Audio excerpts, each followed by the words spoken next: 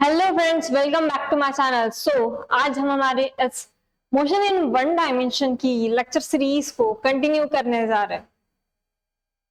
पिछले लेक्चर में हमने मोशन इन वन डायमेंशन के अंदर मोशन अंडर ग्रेविटी को समझा था। मोशन अंडर ग्रेविटी के दो केसेस को हमने डिटेल में स्टडी किए थे, उनके मोशन के बारे में स्टडी किया था। पहला केस था when a body is dropped from a height। देखो, पहला था if a body is dropped from some height, just हमने ड्रॉप किए थी किसी बॉडी को। दूसरा हमारा एग्जाम्पल था if a body is projected vertically downward with some initial velocity। जब ड्रॉप करते हैं तब कोई इनिशियल वेलोसिटी दी नहीं जाती, u is equal to 0। in that case if a body is projected vertically downward with some initial velocity, ये second case था। इसमें कोई पर्सन गुस्से में या फिर किसी ऑब्जेक्ट को थ्रो कर रहा है, किसी वेलोसिटी से डाउनवर्ड डायरेक्शन में डाल रहा है।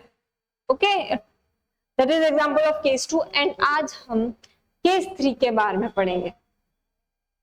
केस 3 की इस मोशन को डिटेल में स्टडी करेंगे। ओके, तो हमारा केस 3 क्या है? If a body is projected vertically upward, इस केस को समझेंगे। देखो, इसका example, body is projected vertically upward, right? ऊपर की दिशा में फेंकी है ना, अपवर्ड डायरेक्शन में डाली है ना, that this is example of our case 3। अभी हम इस केस 3 को डिटेल में स्टडी करेंगे। देखो, आपने बचपन में बॉल के साथ तो सब खेले, बराबर है। उस बॉल को ऊपर उछाला है, ऊपर डायरेक्शन में उछाला है, फेंका है, किसी वेलोसिटी से दिया होगा ना, आपने कुछ वेलोसिटी दी होगी, कुछ फोर्स उसके ऊपर डाला होगा, तभी जाके वो किसी वेलोसिटी से ऊपर गई, बराबर है। ऊपर जाने के बाद वो रुकती है क्या? कभी ऑब्जर्व किया है कि वहां पे कुछ वो फ्रैक्शन ऑफ सेकंड के लिए वो रुक जाती है, तभी वो नीचे आती है। That is it's final velocity. इसी एग्जांपल को हम डिटेल में स्टडी करेंगे। कभी आपने ये सोचा होगा, कभी सोचा है क्या आपने कि वो कितने हाइट तक जाएगी? आपने दी हुई वेलोसिटी से कि वो कितने हाइट तक जाएगी, कितने मैक्सिमम हाइट अटेन करेगी, बराबर। किसी nth सेकंड पे उसे वो कितनी हाइट अटेन करेंगी, या फिर उसे उतनी हाइट अटेन करने के लिए वो टाइम कितना लगता है। यही सारी चीजें हम आज इस केस 3 में समझेंगे। इसके लिए हम 3 इक्वेशंस ऑफ मोशन, जिसे हम काइनेमेटिकल इक्वेशन भी कहते हैं, इनका यूज करते हैं, जो आपने प्रीवियस स्टैंडर्ड्स में बहुत अच्छे से समझा है। ओके, तो आज इन्हीं के यूज करके हम इस मोशन की पूरी इंफॉर्मेशन निकालते हैं। देखो, ये भी वैसा ही बच्चा है जिसने इस बॉल को ऊपर की डायरेक्शन में उछाला है, फेंका है। ओके, तो अभी हम ना सिर्फ इस मोशन को वहां तक ही स्टडी करेंगे। देखो, ये ऊपर की डायरेक्शन में गया, ये ऑब्जेक्ट जिसे हमने ऊपर की डायरेक्शन में उछाला ऊपर, तो ये जहां तक गया, इसकी कितनी मैक्सिमम हाइट अटेन किया, वहां तक ही हम इसे स्टडी करेंगे। ओके, डाउनवर्ड वाली डायरेक्शन को अभी हम नहीं करेंगे, अभी यहां तक ही देखते हैं। ओके, तो इक्वेशन ऑफ मोशन ये यूज करने से पहले ये याद रखना, जी की डायरेक्शन, दुनिया में जितनी भी ऑब्जेक्ट है सब पे फोर्स ड्यू टू ग्रेविटी लगता है, and that force is towards the direction of earth, that is downward direction। और इस फोर्स के कारण तैयार होने वाला जो एक्सेलरेशन ड्यू टू ग्रेविटी है, वो भी डाउनवर्ड डायरेक्शन में होगा। जिस हर एक ऑब्जेक्ट पे जो लगेगा, दुनिया की सारी ऑब्जेक्ट के, अर्थ पे जितनी ऑब्जेक्ट्स है, उन पे जो एक्सेलरेशन ड्यू टू ग्रेविटी की डायरेक्शन होगी, वो नीचे की तरफ होगी हमेशा। देखो, क्योंकि हमारा बॉल ऊपर की डायरेक्शन में हम उछाल रहे हैं, यहां से वो यहां तक एक मोशन परफॉर्म कर रहा, जी की डायरेक्शन डाउनवर्ड है, दोनों की डायरेक्शन अपोजिट है। In that case g is negative. याद रखना मोशन की और जी की डायरेक्शन अगर अपोजिट रहे तो जी निगेटिव लेना, और अगर मोशन इस बॉल को भी हम नीचे डाल रहे हैं जी की डायरेक्शन ऑब्वियसली हमेशा डाउनवर्ड रहेगी, तो जी की डायरेक्शन नीचे, अगर बॉल को भी सीधा डायरेक्ट ऐसे डाल तो जी की डायरेक्शन भी नीचे थी, मोशन की डायरेक्शन भी नीचे थी, in that case g is positive, but इस केस में इट इज निगेटिव। इनिशियली हमने कुछ वेलोसिटी दी इसलिए ऊपर गया, ऊपर जा सका, that's why u is not equal to 0, but एक पर्टिकुलर पॉइंट पे फ्रैक्शन ऑफ सेकेंड के लिए वो रुकेगा हमारा बॉल, एंड दैट्स व्हाई इसलिए उसकी final velocity is obviously 0, j is negative, that इसलिए acceleration due to gravity in our equation of motion is negative. So पहला equation of motion v is equal to u plus at, final velocity हमारी 0, u initial velocity है, कुछ तो 0 तो नहीं है ना, that's why here u is equal to u plus एक a is equal to minus g into t, t is यहां से यहां तक जाने के लिए टाइम कितना लगा, टाइम ऑफ असेंट भी कहेंगे हम, this is time of ascent, जब वो नीचे आएगा उसे बोल लेते हैं टाइम ऑफ डिसेंट। तो हियर इनिशियल वेलोसिटी जो आई हमारी u is equal to g t. अब second equation of motion, s is equal to ut plus half at square, s is here nothing but a displacement not a distance. तो यहां से यहां तक जो हमारी बॉडी है वो कितने डिस्प्लेस हुई, लेट इट बी h, बराबर है shortest path between two initial and final position is our displacement and that is our height, let it be h, तो s is equal to h। अब एक बात याद रखना, s ऊपर की डायरेक्शन में इसलिए पॉजिटिव, अगर नीचे की होती तो नीचे होती निगेटिव, तो यहाँ पे h इज पॉजिटिव, u कुछ velocity, u is not 0 and a is equal to minus g t square. समझ में आया यहाँ तक? तो this is height attained by this body, इतनी इनिशियल वेलोसिटी दी तो इतनी हाइट वो कवर करेगा, height covered by body in and second, किसी भी सेकंड पे, सेकंड थर्ड फिफ्थ सेकंड पे अगर हमें हाइट पता करनी है, नॉट ये तो फाइनल इसको तो ये तो पूरा टाइम ऑफ असेंट है ना, बट अगर 1 सेकंड पे, अगर किसी 1 सेकंड पे हाइट हमें निकालनी है तो कैसे निकालेंगे, this by using this formula, this is a direct formula to find the height attained by the body in the nth second. तो अब बात करेंगे इसकी फाइनल वेलोसिटी, इसकी वेलोसिटी कितनी थी जब उसको इनिशियल वेलोसिटी इतनी दी गई, तो v square is equal to u square plus 2as। देखो डायरेक्टली बात की जाए तो वैसे तो फाइनल वेलोसिटी जो है ना इस केस में दैट इज 0, ओके, बट फिर भी किसी पॉइंट पे वेलोसिटी पूछी है कितनी है, not this is final, but अगर किसी ने यहां तक पूछा है अगर पर्टिकुलर हाइट गिवन हो, not a final height given हो, इन दैट केस v हमें पूछी है कि कितनी इस हाइट तक उसकी वेलोसिटी कितनी होगी, in that case v is equal to u square minus 2gh, ये फॉर्मूला यूज करो, j is minus d because हम ये, ओके। अब आगे बढ़ते हैं, देखो अब बात करेंगे मैक्सिमम हाइट के कॉन्सेप्ट को समझेंगे।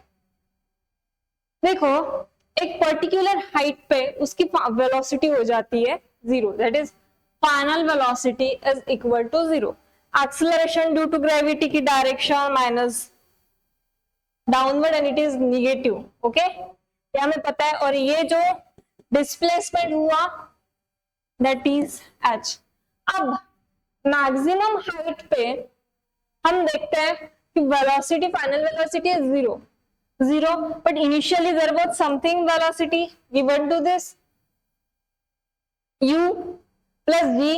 h मैक्स को हम बोलते हैं एक ये कोई तो मैक्सिमम हाइट अटेन की ना, so displacement is equal to h max because it is the shortest path between two initial and final position, and that is our maximum height.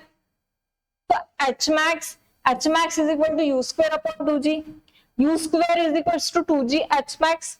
अब यहां से ही हम इनिशियल वेलोसिटी निकालेंगे कि अगर हमें हाइट दी हो, मैक्सिमम हाइट दिया हो क्वेश्चन में और पूछा कि इनिशियल वेलोसिटी कितनी दी, तो वो इतनी मैक्सिमम हाइट उसने अटेन की, तो इसी फॉर्मूला का यूज करके we get u is equal to under root 2g h max।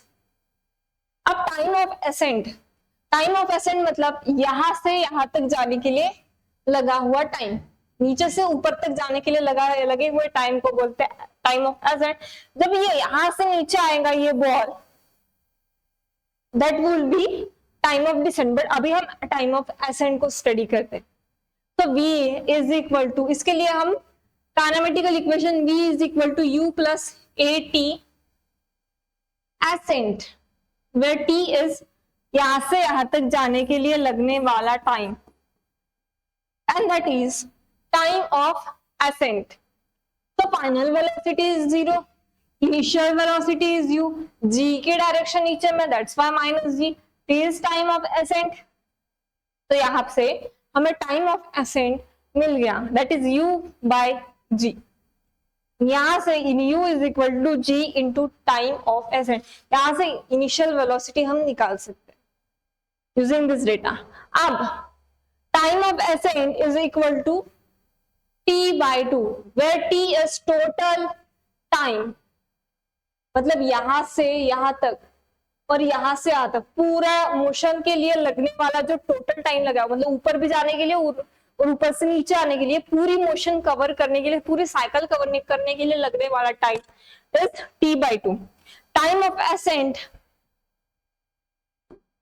Is equal to time of descent, ये बात याद रखना। इसलिए time of ascent is equal to time of descent, that's by total time is equal to 2 times time of ascent. बराबर है, दोनों equal है, तो time of ascent it is equal to t by 2। तो यहां से ये आया, ओके। अब कुछ इंपॉर्टेंट कॉन्सेप्ट्स जो हमने अभी अभी स्टडी किए, देखो अब हमने मैक्सिमम हाइट तो निकाल ली, h max इतनी है, इनिशियल वेलोसिटी इतनी लगेगी अंडर 2g h max, उसका time of ascent u by g इतना। ये सारी बेसिक इंफॉर्मेशन है जो मैक्सिमम हाइट कवर करती बॉडी के लिए पूछे जा सकते हैं। ये प्रैक्टिस क्वेश्चंस में हम अच्छे से डिटेल में और समझेंगे, आपको और समझ में आएगा। अब देखते हैं कुछ इंपॉर्टेंट पॉइंट्स। इतने भी हमने मोशन निकाले, इतनी इस मोशन के बारे में स्टडी किए, क्या कहीं पे भी मास है? नहीं। तो इसका मतलब ये कि ये जो है motion is independent of mass of body. Motion under gravity के तीनों भी केसेस में कहीं पे भी हमने जहां जहां मोशन को डिटेल में स्टडी किया वहां पे मास का कोई भी उल्लेख नहीं है, कहीं पे भी मास किसी भी फॉर्मूला में नहीं है। That's why motion is independent of mass of the body. Heavy body हो या लाइट बॉडी हो, सबके लिए मोशन सेम ही होगी। In case of motion under gravity, time taken to go up is equal to time taken to fall down through the same distance। अगर हमें एक जैसे यहां से यहां तक बॉल गई और इसी हाइट तक यहां तक जब आना है, इसे कोई टाइम लगे, लेट इट बी 2 सेकेंड, यहां से यहां तक जाने के लिए इस डिस्टेंस को कवर करने के लिए लेट इट बी उसको 2 सेकेंड लगा। फिर यहां से वापस वो नीचे आएगी डाउनवर्ड डायरेक्शन में, तो डिस्टेंस अगर सेम है तो दोनों भी केस में टाइम सेम रहेगा, मतलब ऊपर जाने के लिए भी 2 सेकेंड, नीचे आने के लिए भी 2 सेकेंड। ओके, तो देखो time of ascent is equal to time of descent is equal to u by जी। टोटल टाइम ऑफ फ्लाइट पूरे इसमें ऊपर नीचे दोनों भी मिक्स, दोनों का टोटल, दोनों को जो होता है उसे ही हम टाइम ऑफ फ्लाइट बोलते हैं। Time of flight t1 plus 2t2 is equal to 2u by g। In case of motion under gravity, अपना अगला concept important, in case of motion under gravity, देखो जिस तरह इस मोशन हमने देखा कि यहां से ऊपर तक जाने के लिए टाइम सेम लगता है, उसी तरह अगर यहां से किसी ऑब्जेक्ट को 2 मीटर पर सेकेंड से ऊपर उछाला है,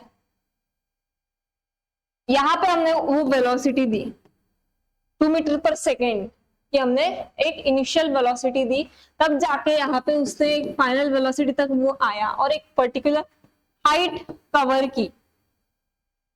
इस पॉइंट पे हमने वो initial velocity 2 metre per second से हमने दी। अब यहाँ पे तो वेलोसिटी नो डाउट चेंज होती रहेंगी, बट जब वो उसी पॉइंट पे वापस डाउनवर्ड डायरेक्शन में यहाँ पे रुकेगा, फिर वो ऑब्जेक्ट नीचे आएगा, एट दिस पॉइंट यहाँ पे उसकी वेलोसिटी 2 मीटर पर सेकेंड होगी। मतलब सेम पॉइंट पे जब आएगा, सेम अपनी जगह पे आएगा, तब उसकी वेलोसिटी सेम रहेगी। यही बात इसी कॉन्सेप्ट में बोला है, कंसेप्ट में है। In case of motion under gravity, speed with which a body is projected up is equal to speed it comes back to the point of projection। जिस पॉइंट पे हमने प्रोजेक्ट किया उसी पॉइंट पे 2 मीटर पर सेकेंड हम से project किया, जब वो उसी प्रोजेक्शन पॉइंट ऑफ प्रोजेक्शन पे आएगी बॉडी हमारी, तब भी उसकी वेलोसिटी या फिर स्पीड सेम रहेगी। तो अभी हम इस कॉन्सेप्ट को और डिटेल में और अच्छे से समझ में आए, इसलिए हम कुछ न्यूमेरिकल्स पढ़ते हैं, क्योंकि प्रैक्टिस क्वेश्चंस हमेशा हमारे कॉन्सेप्ट्स को ठीक करते हैं। आप ये सेशन होने के बाद प्रैक्टिस क्वेश्चंस सॉल्व करिए ताकि आपको ये कॉन्सेप्ट और अच्छे से समझ में आए। Okay, so two bodies are thrown vertically upward with their initial speed in the ratio 2:3। तो इनिशियल स्पीड की रेशियो दिया है u1:u2 2/3। The ratio of the maximum heights reached by them and the ratio of time taken by them to return back to the ground respectively are। हमने देखा formula h max is equal to u square upon 2g, क्या यही formula हमने देखा? Time √2h by g, ये time का formula है। u1:u2 2/3 h max is equal to, तो h max ये वैल्यू तो हमारी कांस्टेंट है, g की वैल्यू हम 10 ले सकते हैं और 2 is a constant, so h max is directly proportional to u square, और यहाँ पे भी g कांस्टेंट है, तो वैरी क्या हो रहा हमारा height. Time is directly proportional to √h, t is also equal to u by g। या भी हमने किसी फॉर्मूला में पढ़ा है, बराबर है, u is u by g, so t is directly proportional to u, right? So h1 is to h2 is equal to u1 is to u2, u1 का स्क्वायर अपॉन u2 का स्क्वायर। u1 कितना है 2/3 का whole square which is equal to 4/9। या तो हम ये use कर सकते या तो अपन ये यूज कर सकते। अगर हमने t is directly proportional to √h लिया, h का यूज किया, t is directly proportional to √h, t1 is equal to t2, is equal to under root of h1 is to h2, जो कि अभी हमने यहाँ पे कैलकुलेट किया, under root of 4/9 which is equal to 2/3। और अगर इस फॉर्मूला का यूज करते u by g, where u is initial velocity, t1 is to t2 is equal to u1 is to u2 is which is equal to 2/3। Okay, चलो next easy था। So with what velocity a ball be projected vertically so that distance covered by it in 5th second is twice the distance covered by it in the distance covered by it is twice the distance it covers in the 6th second। तो यहाँ पे क्या पूछा है कि किसी particular second में उसने क्या डिस्टेंस कवर किया, तो हमारे पास इसका डायरेक्ट फॉर्मूला है। तो वो फॉर्मूला क्या है हमारा, एट डिस्टेंस कवर्ड, या फिर ball is projected vertically upward, मतलब इसने कुछ तो हाइट अटेन की, एक पर्टिकुलर हाइट पे कितना हुआ, u minus g by 2 in bracket 2n minus 1। This is the formula.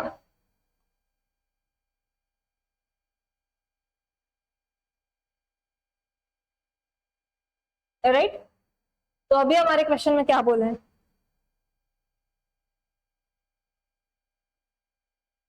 distance covered by it by the ball in the 5th second is 2 times distance covered by the ball in the 6th second। so value put कर दो, u minus initial velocity given है, नहीं given है, so g by 2 2 into m की value 5 minus 1 is equal to 2 times u minus g by 2 in bracket 2 into ये क्या था हमारा 6, n की वैल्यू डाल दो 6 minus 1, u minus g by 2 10 minus 1 5 to the 10 minus 1 into 9 2u minus 2g by 2 into 6 to the 12 minus 1 11 2 to cancel, right, u ये 2u एक 11g यहाँ पे लेके आते हैं, 11g minus 9g by 2 is equal to u।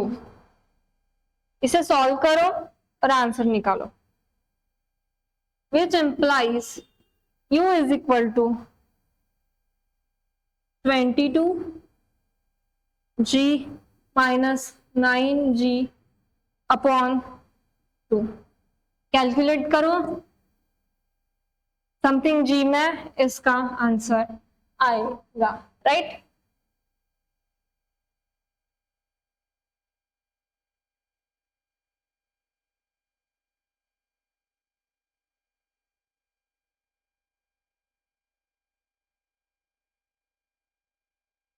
तो 22g minus 9g divide by 2 कितना आएगा, 13g बाय 2, g की वैल्यू पुट कर दो, 13 into 10 divide by 2 which is equal to 65।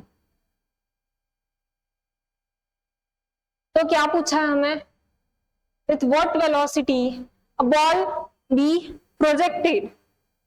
तो यहां से u की वैल्यू हमें आ गई, हमें मिल गई, that is our u is equal to 65 metre per second. Okay, तो बढ़ते आगे। Two balls A and B of same masses are thrown from the top of building। दो अलग अलग बॉल है जिनका मास भी सेम है, are thrown from the top of building।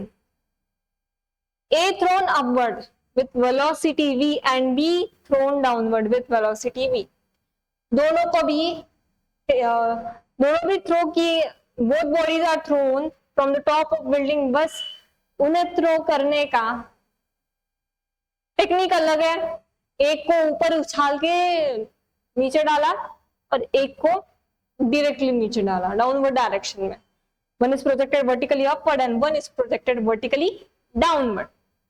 तो अब पूछा है कि उनके वेलोसिटी को कंपेयर करो कि किसकी वेलोसिटी ज्यादा होगी किसकी वेलोसिटी कम होगी। देखो इसे ना हम एग्जांपल ये इससे समझते हैं।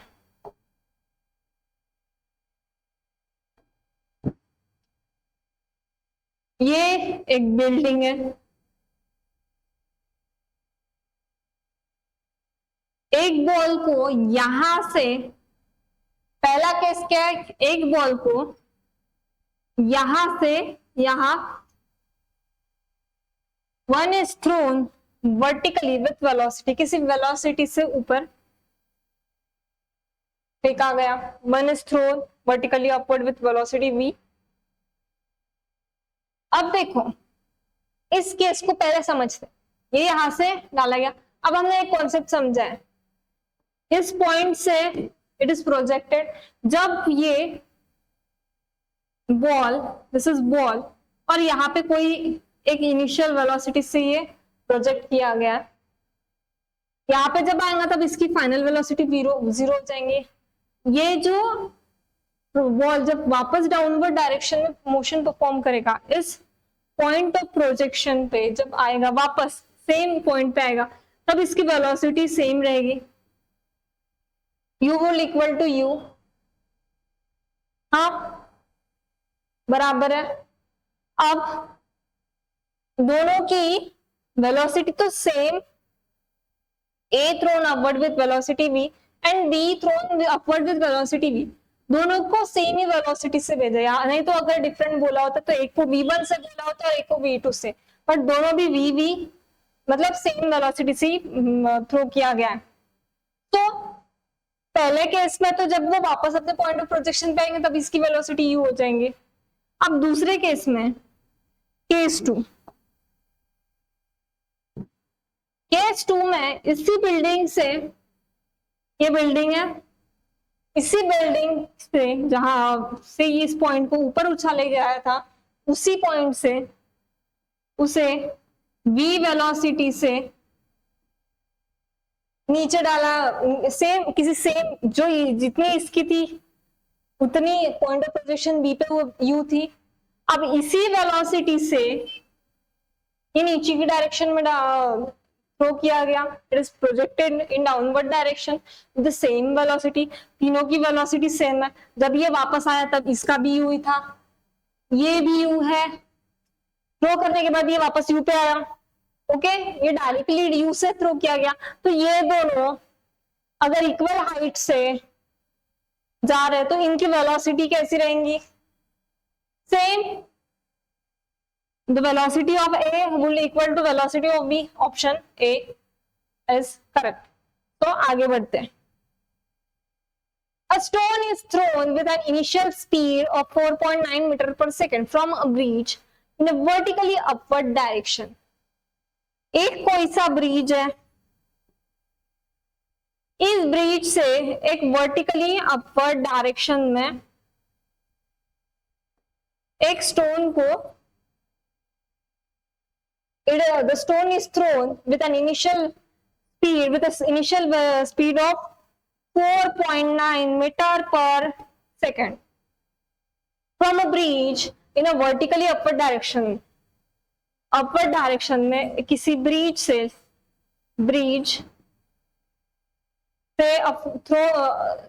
the stone is thrown from a bridge in a vertically upward direction. Final velocity यहाँ पे 0, initial velocity is not equal to 0। हाँ यहां तक तो it falls down in water after 2 second. यहां से 2 सेकेंड के बाद इट फॉल्स डाउन, टाइम दिया है 2 सेकेंड।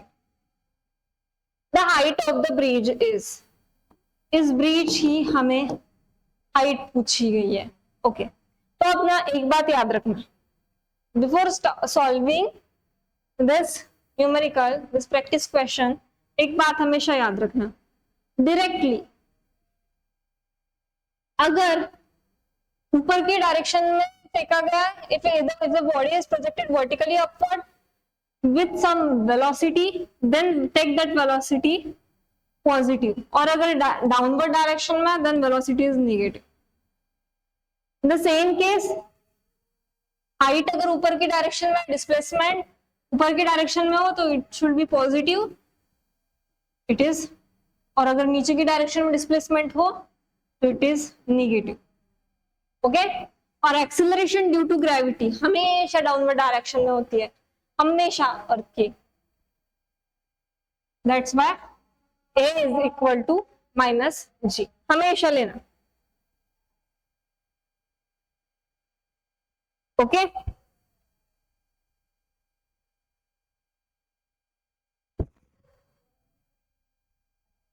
तो अभी हम इसे इक्वेशन ऑफ मोशन से सॉल्व करेंगे. हाइट पूछिए, s is equal to u t plus half g t square.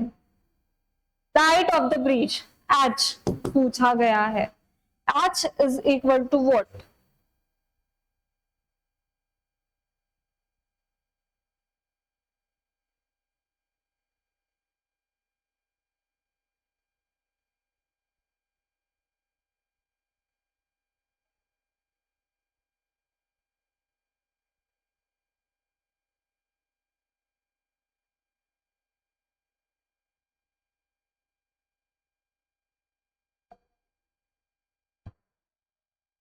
तो हमने कौन सा इक्वेशन ऑफ मोशन देखा?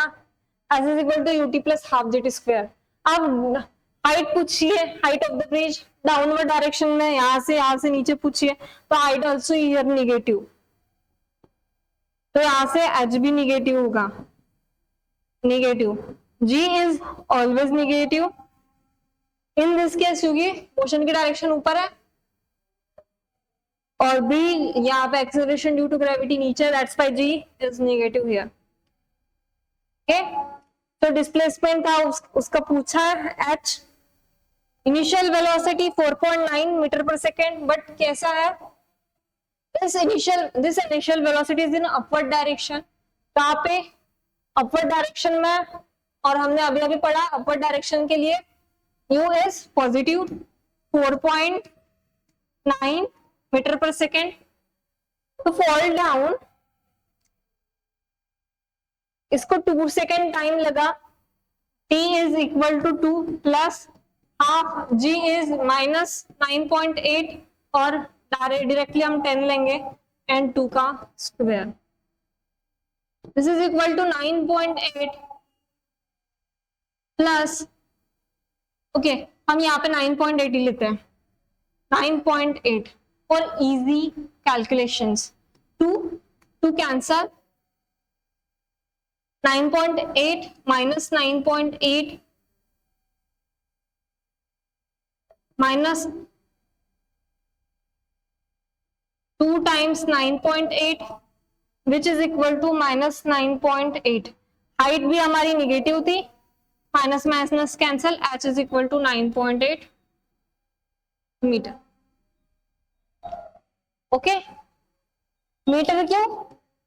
वेलोसिटी मीटर पर सेकंड दिया है, अगर वो किलोमीटर पर सेकंड, कन्वर्जन तो करना पड़ेगा. सीजीएस ऐसा यूनिट्स के सारे आपको आने चाहिए. Okay, next question is a stone is thrown upward with a speed u from the top of tower reaches the ground. क्या किया है? स्टोन को ऊपर की डायरेक्शन में, it is projected vertically upward with velocity u, with speed u. The top of the from the top of the tower reaches the ground with velocity of, और जब वो नीचे आएगा तब इसकी वेलोसिटी होगी प्लस 3u. डायरेक्शन डाउनवर्ड हो तो velocity will be minus 3u. This is initial velocity and this is our final velocity. Ground पे आ रहा ना वो, मतलब it is final velocity and it is projected vertically upward, means कुछ velocity थी, that's why So it is initial velocity,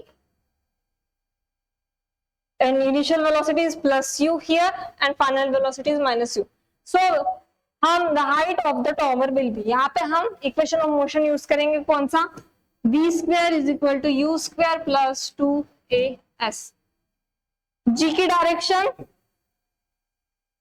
negative, v square कितना है 3u minus 3u whole square, u square plus 2a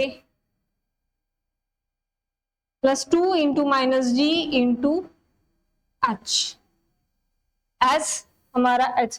The height of the tower will be, a stone is thrown upward with a speed from the top of the tower.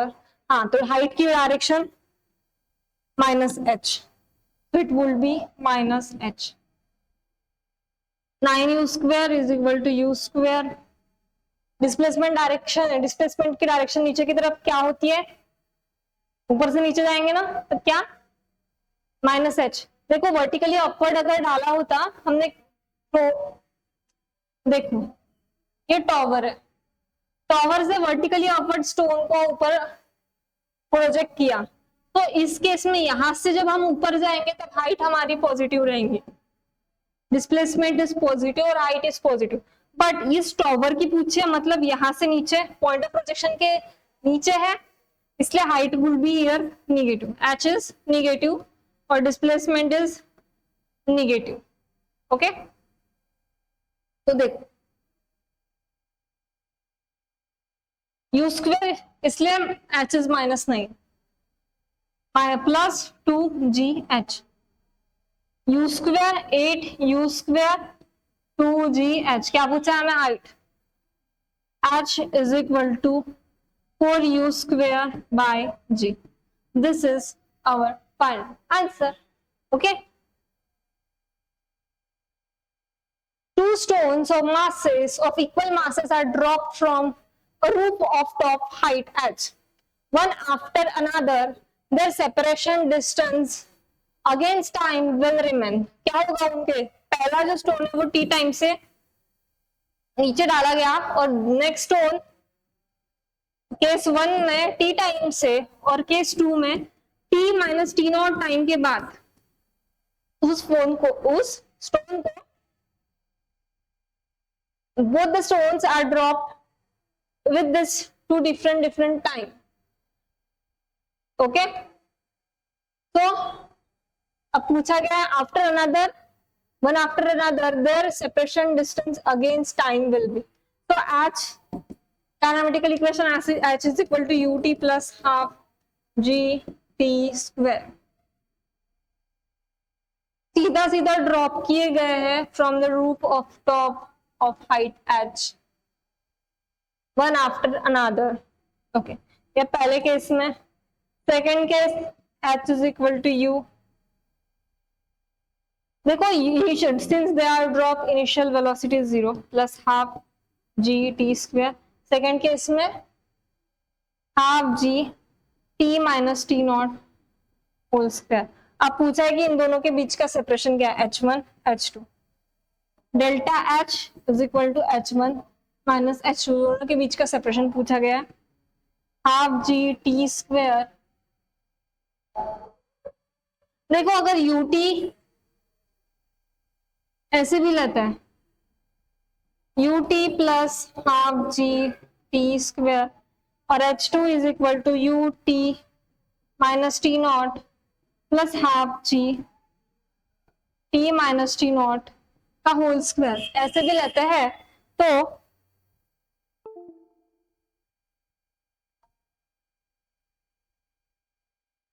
भी चलेगा. बस u की value हमने इसलिए directly लिया because drop किए है ना, तो u क्या हो जाएगा 0.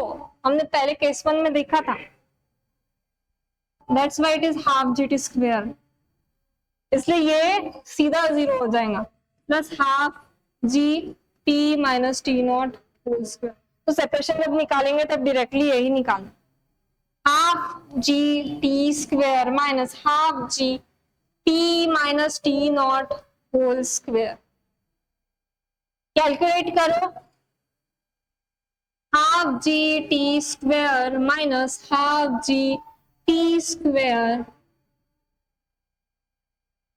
Minus 2t t not plus t not का square which will be equal to half g t square minus half g t open the bracket plus 2 cancel हो जाएगा, g t t not plus t not का square, तो half g t square यहां से सीधे cancel हो गए, which implies क्या कॉमन निकल रहा, टी नॉट